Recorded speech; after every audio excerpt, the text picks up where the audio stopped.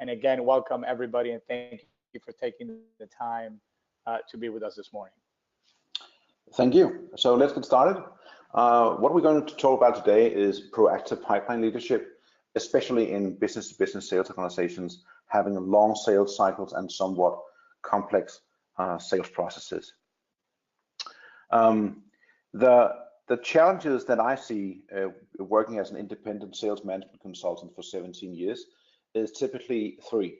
The first one is very low CRM user adoption, not specifically Salesforce, but CRM in general, that they have low user adoption. We see many sales organizations struggling with having their sales strategy executed as fast and as efficient as they want them to be. And we also see so many sales leaders and managers trying to have their sales goals aligned, bought into, seeing sales reps being accountable and take ownership of those goals and targets. And actually, these three challenges are also what we're going to aim at for this webinar. But before we do that, I would like for you to tell us about what you measure in your sales organization. So we're going to have a quick poll here. So could you tell me about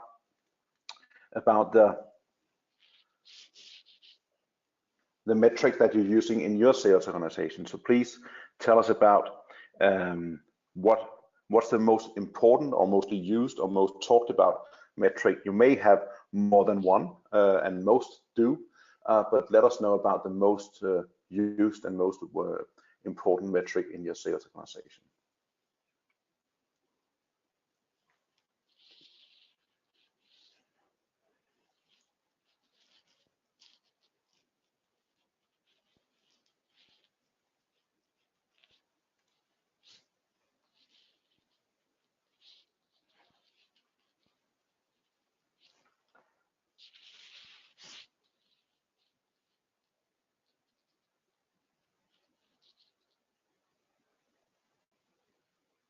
Come on, guys, we see that only a couple of you have responded, so we would like to have a better view of what you're focusing on to lead and manage sales. So please would encourage everybody to go ahead and vote. Remember, this is we're not looking for a right or a wrong answer.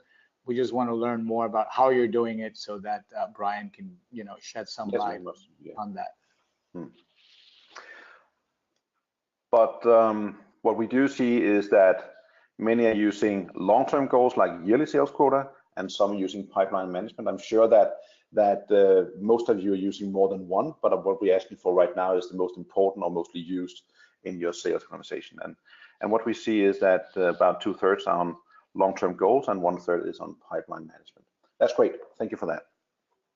So what we see in sales organizations, and we know this from a survey we did with more than 300 sales organizations, is that they are using the different kinds of metrics that we just showed you.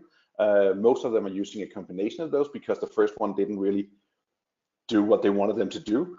But what we see is that the problem with those metrics are typically these three. They are not clear and real-time based. They are not lead indicators, and they're not result indicative. Let's go into those three. The first one is about having a clear and real-time based goal. It's typically seen in an organization who has a lot of different goals and KPIs. The goals might have some complexity. So being a sales rep, you don't really know if you're exceeding quotas or not, because it's too complex to understand and to do the math yourself. And they only look at their data periodically. They're not constantly looking at them like a comparing scoreboard or a speedometer in a car. So that's a first issue. And what you might want to do is, when I'm talking about this, is to compare your metrics with these three criteria or these typical challenges with the metrics used in business-to-business sales organizations. And the first one is that they have to be clear and real-time based. Now, the second one is that it has to be a lead indicator. The second criteria for a better sales goal is that you can use lag indicators. It comes down to delayed versus instant gratification, like the famous marshmallow experiment you may know about from Stanford University.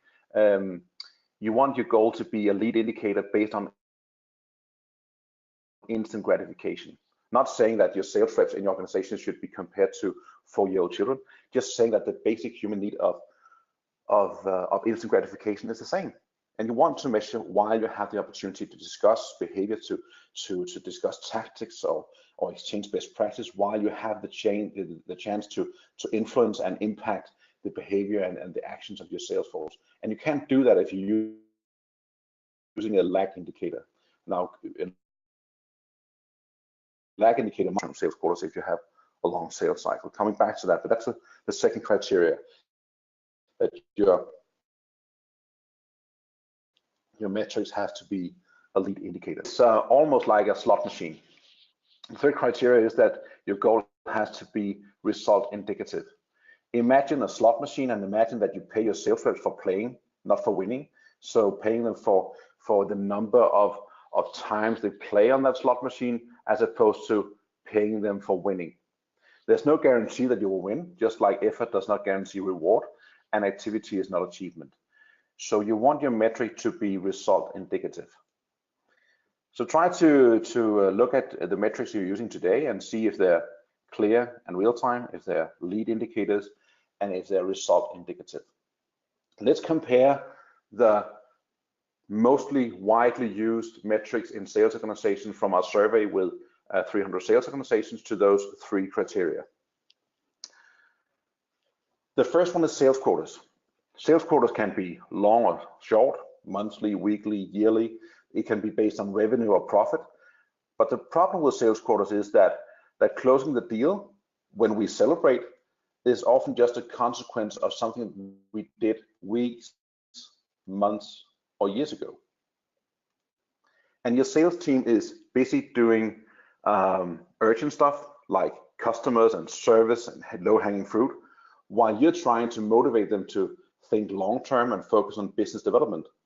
So when you praise and celebrate someone for exceeding their quota, you're saying, I'm so happy that you 6 months ago did a great job. And that is by definition a lag measure, a lag indicator. It's almost like trying to drive a fast car, looking in the rear view mirror. When you try to discuss behavior, attitude, best practice, it's already too late. You can't influence and impact using lag indicators. Feel free to ask any questions. Let me know if you have any concerns or any confusion. So let me know while I talk even faster, because we have a lot of ground to cover in this hour. So sales quota are clear and real time. They are result indicative, but it's not a lead indicator. So you may need to try something else. And that something else is often some kind of activity metrics. But let's put that to a test. Imagine that your sales team is making the exact same effort every month, same number of cold calls and visits and presentations. Will the results be the same or different month by month? Will the results be the same or different month by month? Can you please, in the questions panel, let us know what you think? Will results be the same month by month or different from month to month if the effort, the level of activity is exactly the same every month? Let us know. What do you think?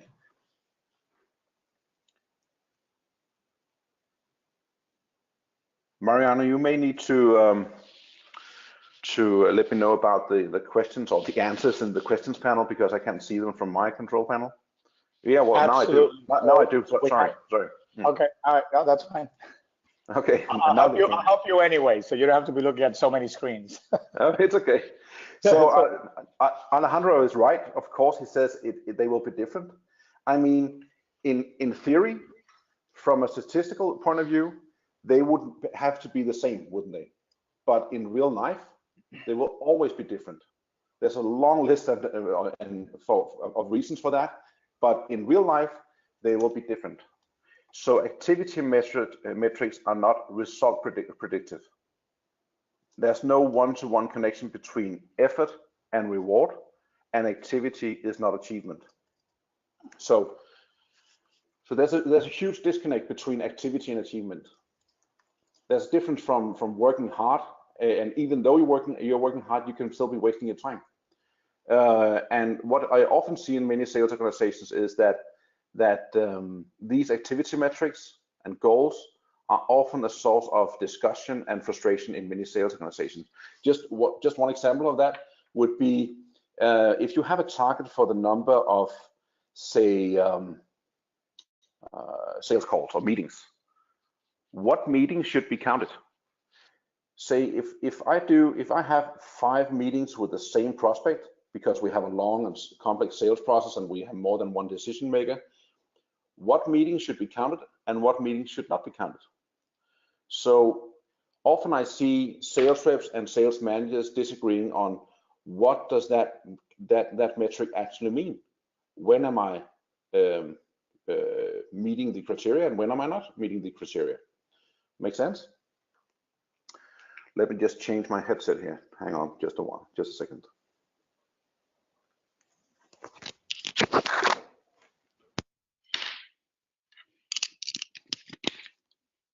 You hear me all right? Yeah, it's perfect, Brian. Good. So that's the problem with activity metrics. They are not result predictive. So even though activity metrics feels very tangible, very manager-like, they are clear in real time and they are a lead indicator because we can celebrate if we did the number of prospecting calls this week that we had to do. They're not result indicative, and that's the issue here. So the last of the 3 typically used metrics in sales organizations are pipelines and forecasting. And you probably know this from Salesforce. We can see who are we trying to sell to, what are we trying to sell, what's the amount, what's the probability, and what's the closing date. But if you think about it, first of all, what will often happen to the expected closing date? Well, mostly they're postponed, not because your sales reps are lying or because they're too optimistic, but simply because your customers are changing their decision-making process. Second issue is that what's the real source of those probabilities and percentages? I know that some of you may be working with very strict criteria for when am I allowed to move them from one stage to the other, but in many sales organizations, if they're honest about it, these probabilities are based on gut feelings. And you might be able to live with those 2 issues, but the real issue here is that if you're measuring the value of your sales reps by the size of their weighted pipeline, what often happens is that at some point in time, your sales rep will be looking at the ones at the bottom of the list, the old ones. The ones where the expected closing date has been postponed 2 or 3 times, and by now he knows that they have gone cold. Maybe a no decision doesn't have to mean that they have bought from the competitor. It's just never going to happen. No reason for spending more time on this prospect or this opportunity. It's never going to close, so I ought to delete it or move it to closed and lost in Salesforce, but I don't.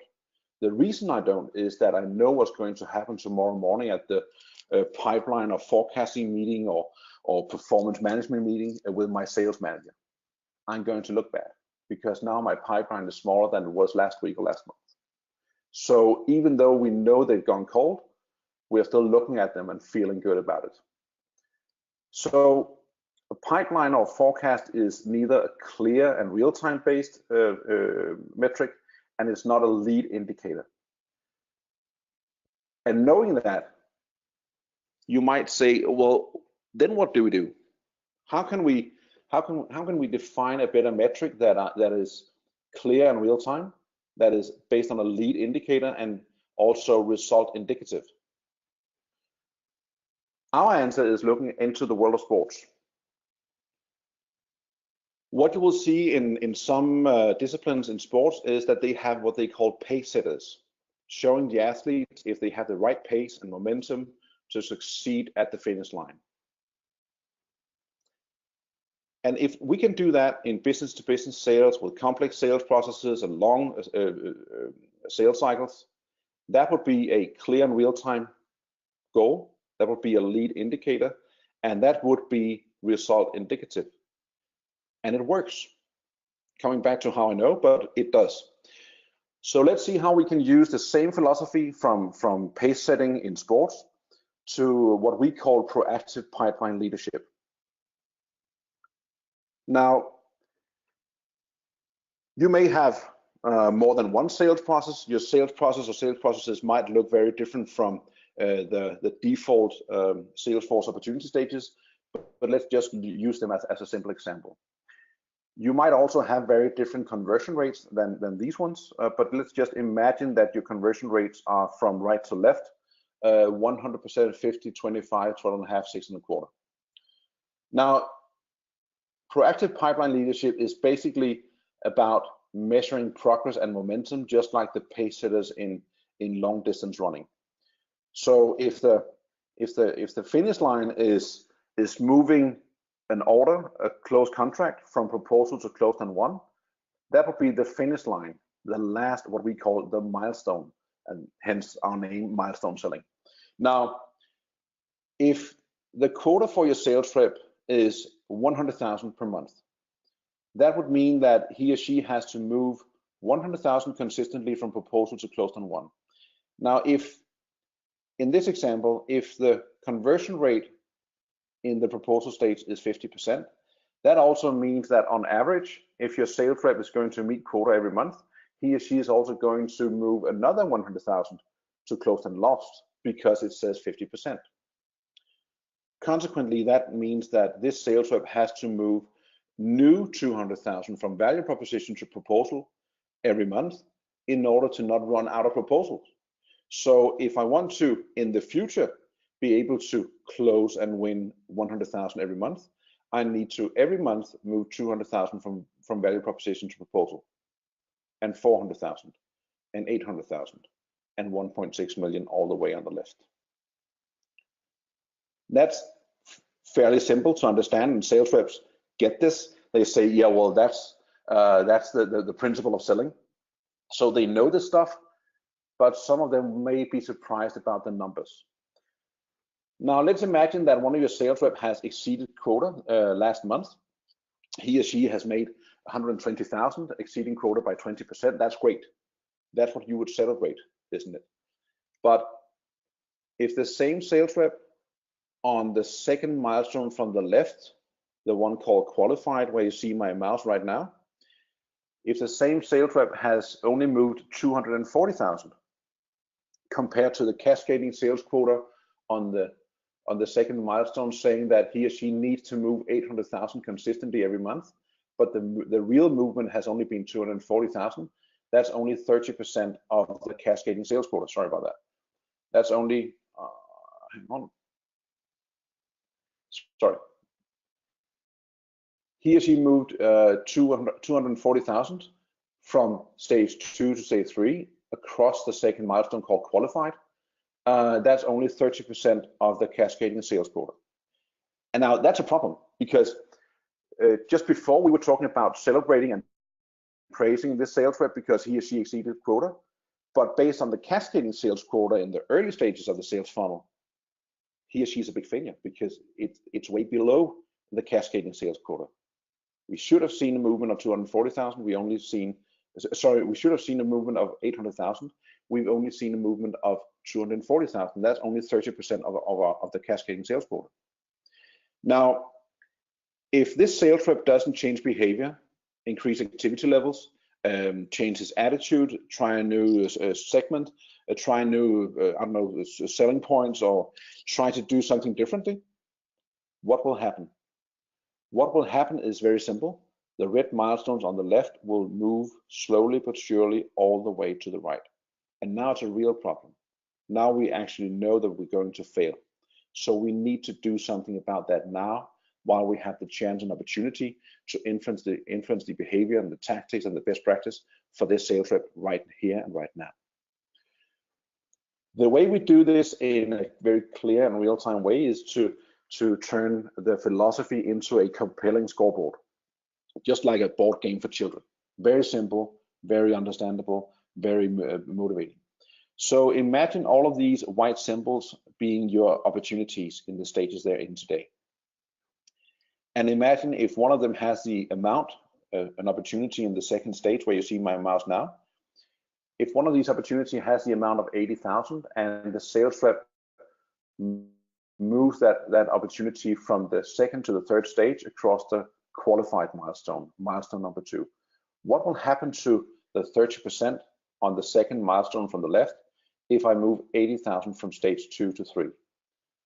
Anyone has the understanding already to do the math and figure out what will happen to the 30% on the second milestone if I move 80,000 from second to third stage?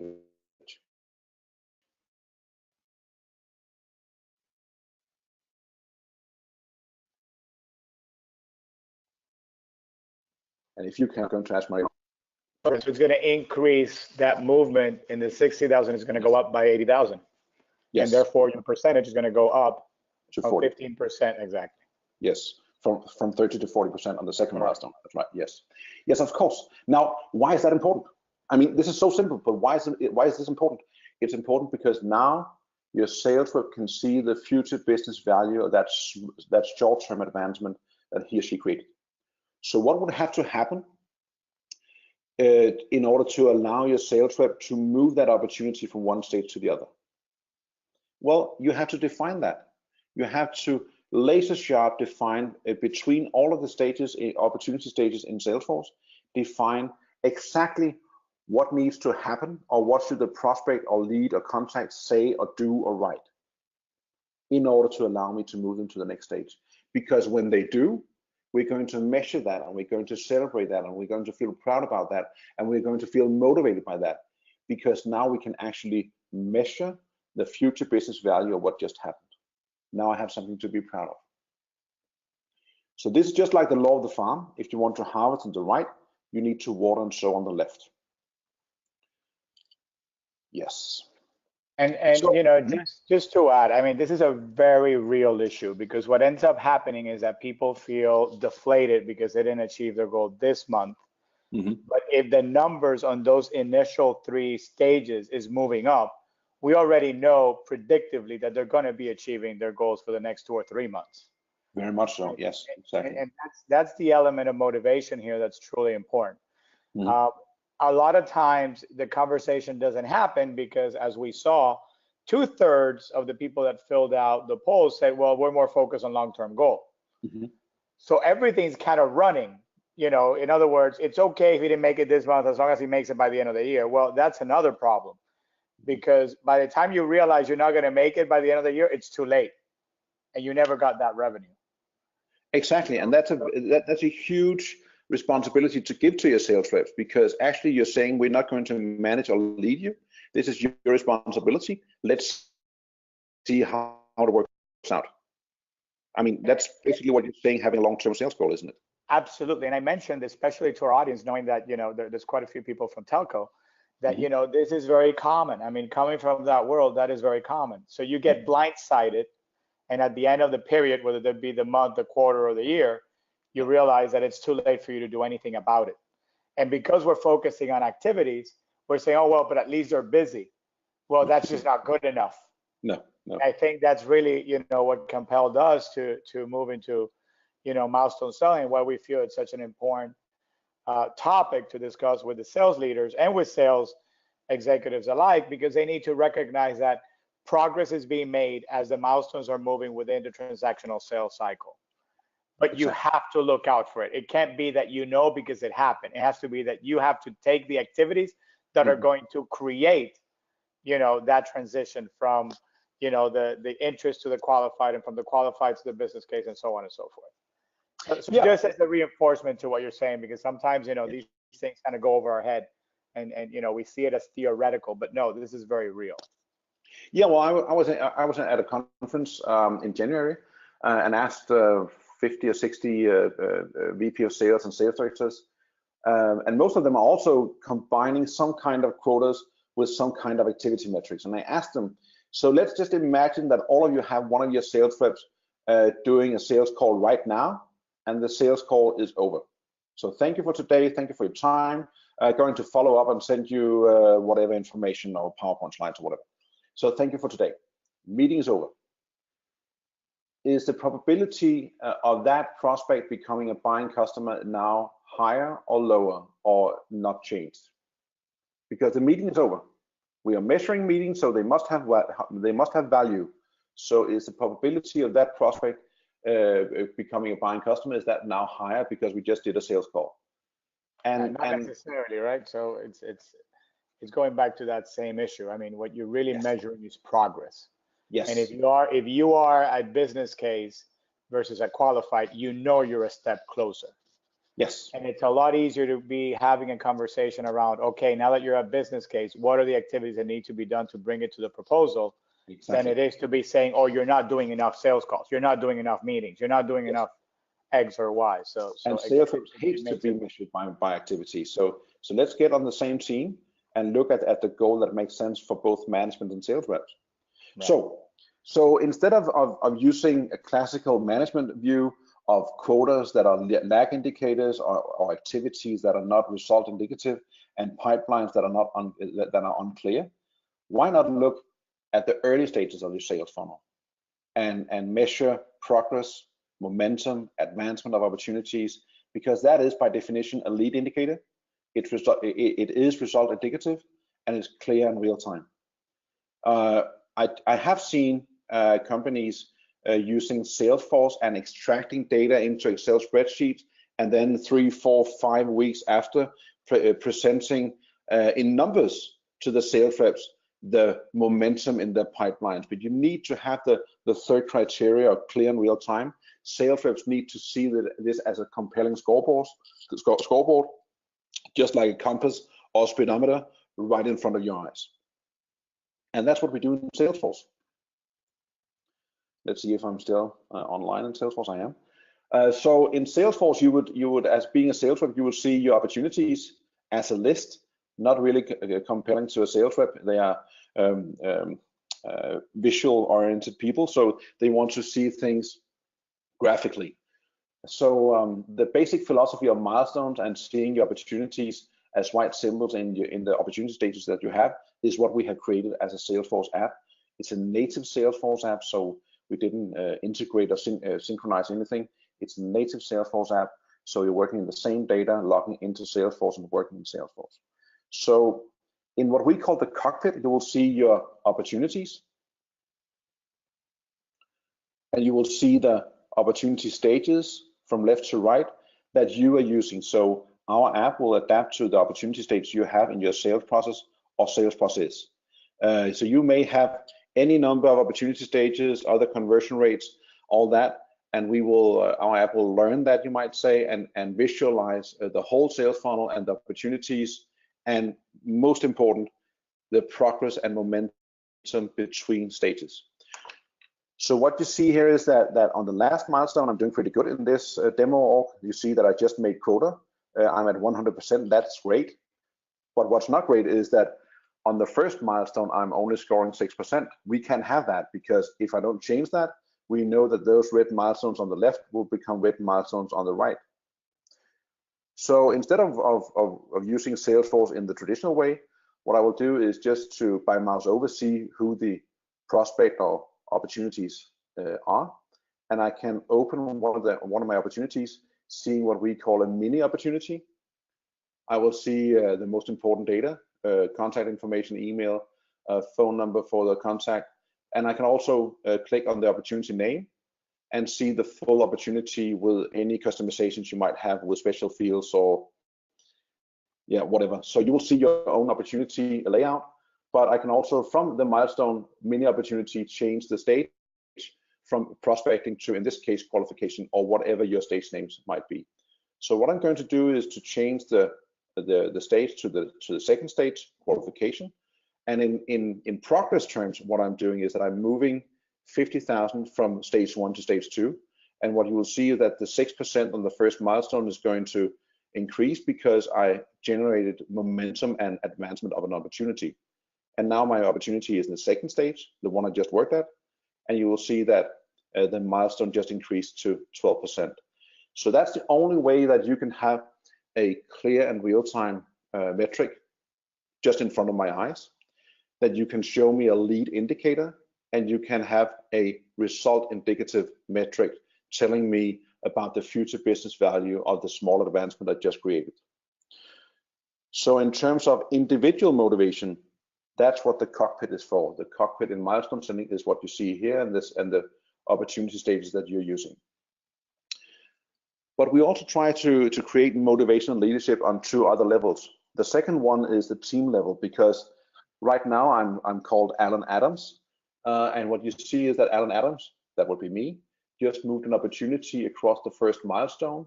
It has a weighted value because we celebrate along the way through the stages. So the movement I just created had a weighted value of $1,500. But what you can also see is that just before I did that, my colleague, my team member Bob, just moved another way bigger opportunity across the 4th milestone. So every time anyone in my team, in my office or at different locations, anytime anyone in my team creates an advancement of opportunities across milestones, everyone will know in real time. And what I don't want to be is the only one not on that list today. So on the team level, that's what we do. On the management level, you will see what we call the dashboard, and basically the same. You'll see opportunities and milestones, but you can filter them, seeing your whole sales organizations, countries, departments, or individual users, always real-time updated, seeing the opportunities belonging to that user, that department, that country, and the momentum they have generated across milestones throughout the funnel, not only closed and won, but all the movements in the early stages.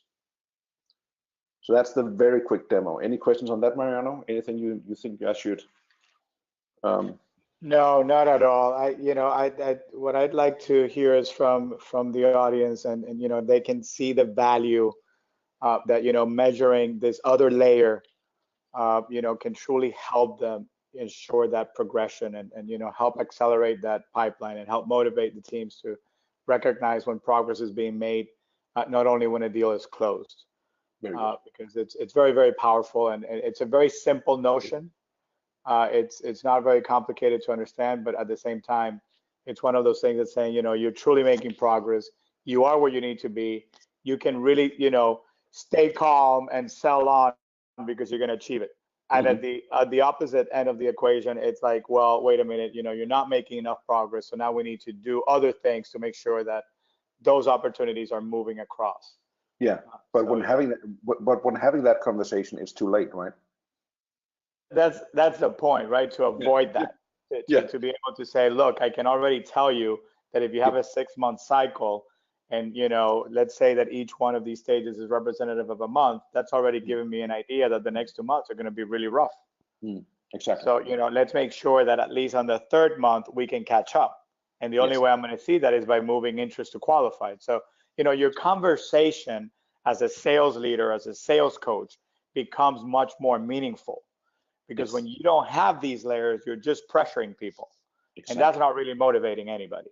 It doesn't really change the behavior. It doesn't change the result.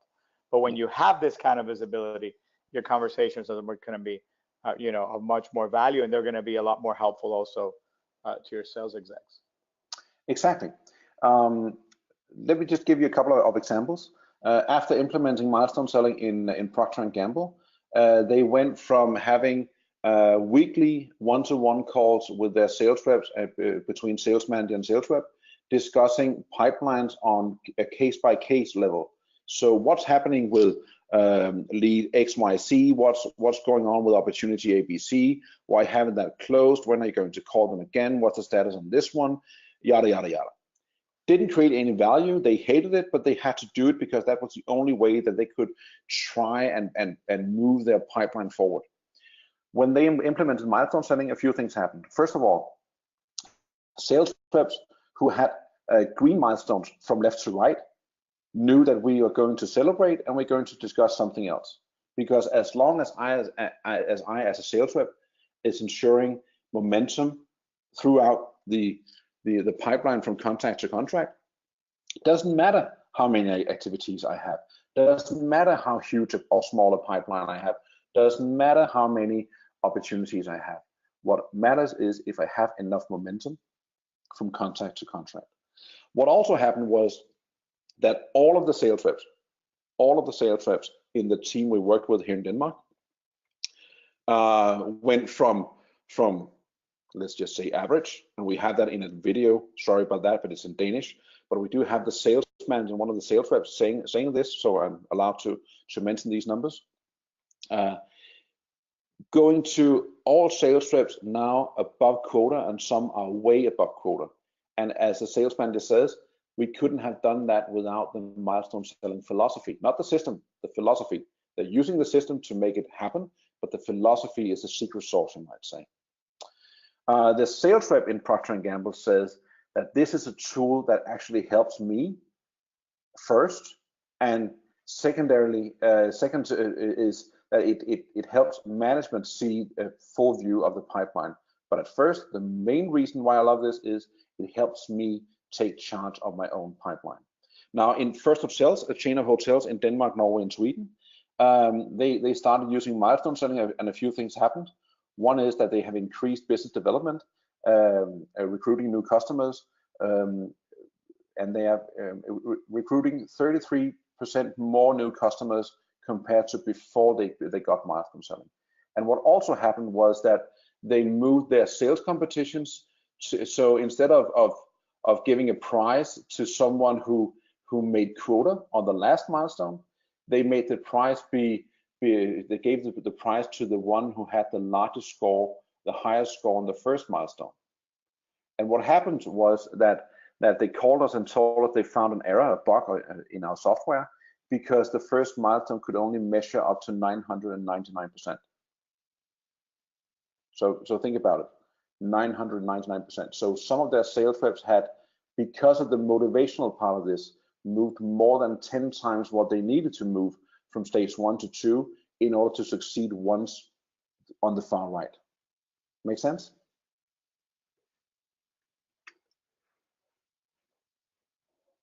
I'm taking that as a yes. So coming from the whole difference between sales management and proactive pipeline leadership, and going into the hard part, because just buying our app and working with Double Group won't help you.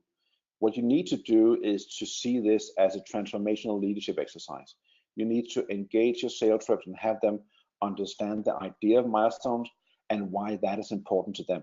You need to have them take personal responsibility and have them being accountable of their own pipeline and the progress of their pipeline. After that, you may have to, some may not, have to clarify your quotas and break your quotas into different sales processes if you have more than one sales process. If you haven't done so already, I'm guessing that some of you are already doing pretty good on that if you're in telco. You may need to update your sales process or design a sales process if you don't have one. If you do have one, the app will adapt to the opportunity stages that you're using. Then you set up milestone selling. Double Group can help you with that. It's fairly simple and quick. It's a quick exercise, so nothing tricky about that. Then you go into training your users. I mean, training the users to use milestone selling is not a hard job, but they need to really understand the logic and the algebra behind the milestone. They need to understand why it's increasing by 10 or 20%. They need to take ownership of that cockpit and that compelling scoreboard. When you have done so, you move to the sixth and last stage, and that's the hard part. Now you have to start leading your sales reps in a new way. You need to focus on milestones as opposed to focusing on results. You need to understand and really talk about milestones being equally important from left to right. The first milestone is just as important as the last milestone on the right. You may want to run competitions, and we do have a white paper on better working sales competitions. It's available in the library at milestoneselling.com. And you may want to start praising and honoring improvements on milestone scores. So as opposed to just celebrating the best sales rep, you might want to start celebrating who has the biggest increase in milestones compared to last month. And you also may want to consider doing weekly or monthly milestone meetings. It's a fairly simple meeting. First of all, they report on what they did last week as planned on the earlier or on the prior meeting, and then you go into the next commitment.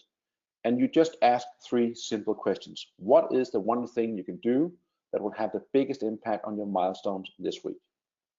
Making the sales rep responsible and look at their own milestones and think about what's the most important thing I can do right now in order to have my milestones improve. Now, after 2 or 3 weekly meetings, they know you're going to ask the first question, so they will have prepared a great answer. Your next question would be, how would that help? So they need to be aware and have reflected upon what should be the expected impact of that project or that campaign I'm going to run this week, and make them accountable and make them actually plan for this, because if you don't help them plan for this, all the busy work, all the stuff that makes them so busy every week will attack them almost, so they won't find the time to do that prospecting calls or whatever that commitment is. So when have you scheduled time for that one thing? And when you do that two or three times, you will see your sales reps finding it very comfortable, very safe, very productive, very constructive, and your role will turn from being a manager discussing results as a consequence of what they did or didn't do 6 months ago, to becoming a coach, to becoming a facilitator, to becoming a helper, and to become a facilitator of them realizing what they need to do now in order to succeed in the future. So it's a very different role, and that's the hardest part of that journey. And that's what our succeeding customers are doing. They do all the journey. And the last and hardest part is that you need to change the way you lead your sales reps if you want to succeed with proactive pipeline leadership. If you want to go deeper into this, I mentioned my book called The Sales Manager's Milestones.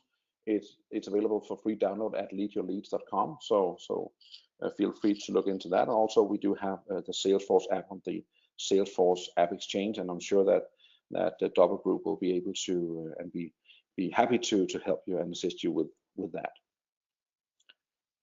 So Mariano?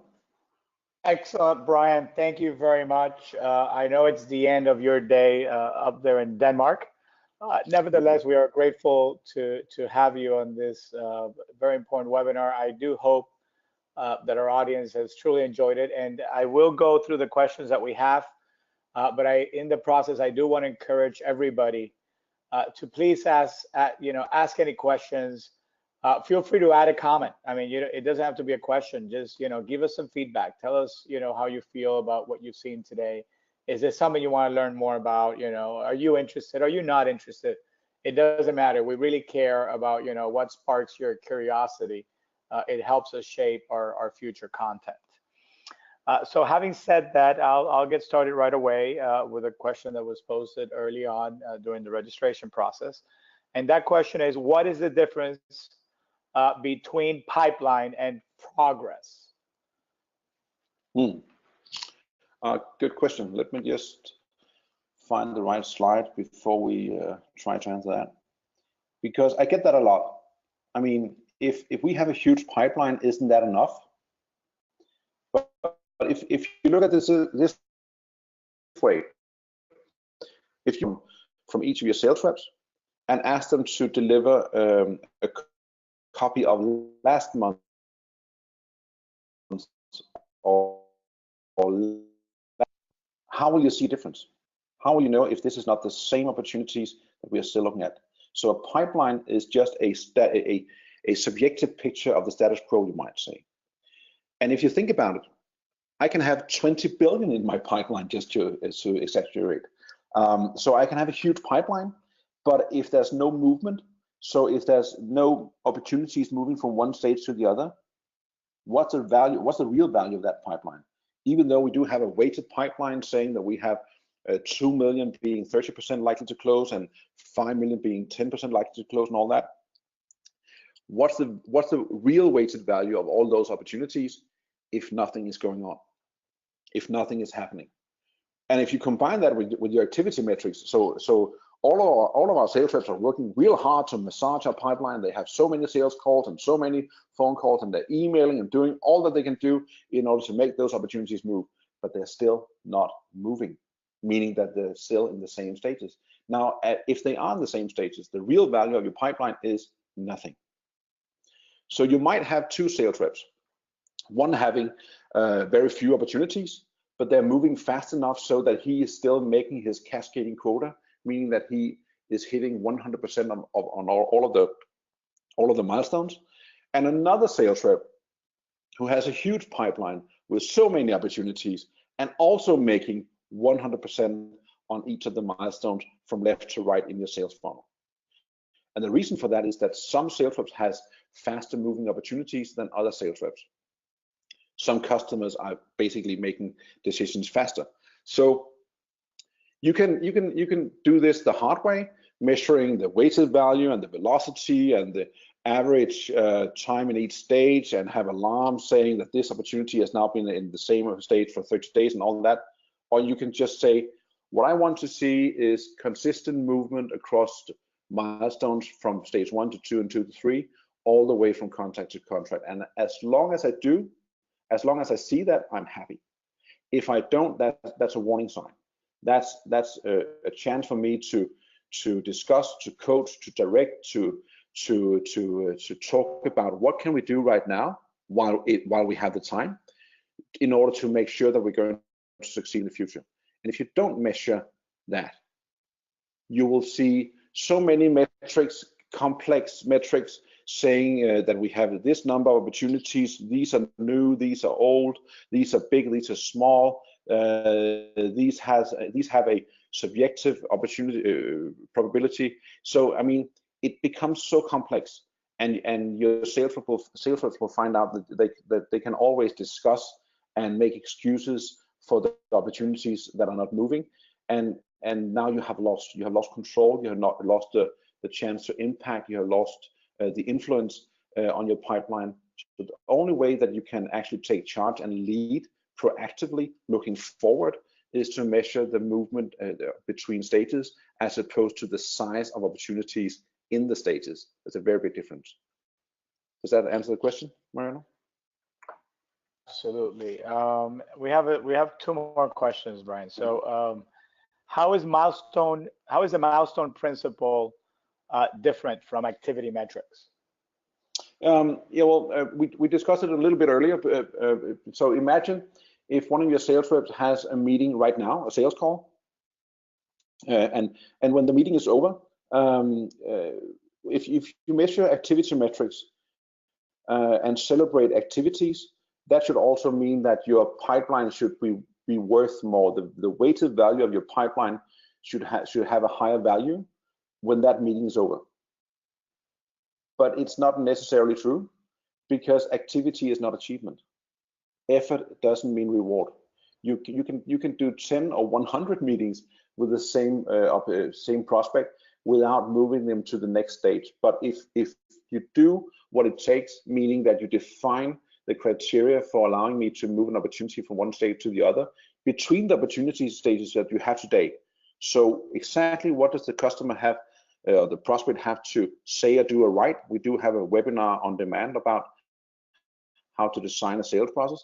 But if you have those criteria laser sharp defined, so there's no discussion about when to move the opportunity from one stage to the other, the sales rep will have something that he can focus on and be proud of when the customer or prospect says or does or right what they need to do in order to move them to the next stage. So there's a very big difference from measuring how many times they do something compared to how many times does a prospect say or do or write what we want them to do.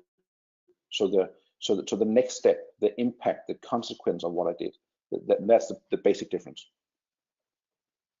Very good, and I love this one. This may work. This one may make the whole webinar worth it. Okay. We're interested. How do we proceed? Yeah, well, you schedule a call with Double Group. I would like to attend if you want me to. And what you do is that you ask your sales reps, I'm not sure if that's if that works in your part of the world, in your culture, but here in Scandinavia, what really works is to discuss with your sales reps and just asking them one question: if you were a success last month or not. And almost every time, half of the room will say, if you make quota.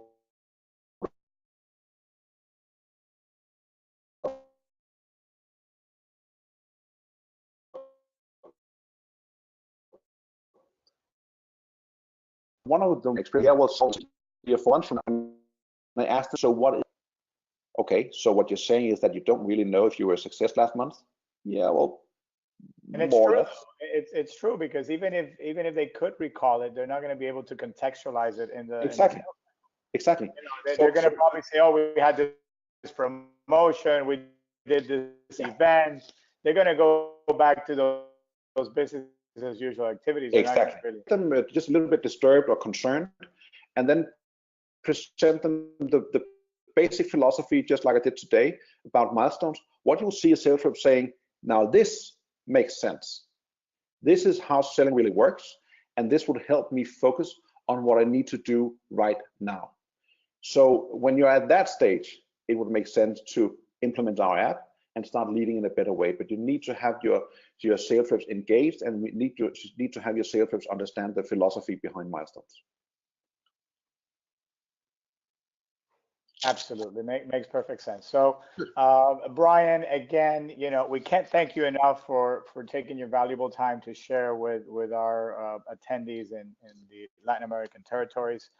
We will be doing this webinar in Spanish, so we're going to start working on the translation, and we'll invite you. I will do that one, but I will invite you to listen if there's anything you can understand on it. But I think I really love this, because again, it takes us away from long-term yearly sales quota, short-term monthly or weekly, you know, quotas, activity metrics, and you know, the traditional pipeline management, which is really, well, what do you need to do to move it, to really seeing what's happening and having a more meaningful discussion. And I think, you know, the sales execs are going to be grateful that you're appreciating that. Although they, you know, met the target this month, they're also taking the right steps to meet the target in the next 3 months. So we're bought into it. That's why we're, you know, such a big advocate and such a fan of your product. We're so happy you've been with us. We will be posting this up through our social media channels. It'll be on SlideShare. It'll be on YouTube. So, you know, stay tuned through our social channels, and we will get the link out to you within the next 24 hours. So you can share this presentation with the rest of your teams. As usual, if you have any questions, please feel free to write to us at info@doblegroup.com. We normally get back to you within an hour. So we are happy to honor that promise and respond to any inquiries that you have. For that person that wrote that you're interested and how could we proceed, you bet we will be calling you. So again, thanks to everybody for being here. Thank you, Brian, and thanks to Diane as well that put all this together. She's been sitting in the background, allowing us to take the credit for all this work, but we're grateful for her participation as well. So thanks to everybody, and we'll see you in our next webinar if we don't speak to you before then. Have a great morning or afternoon, wherever you are. Thank you. Bye-bye. Bye-bye.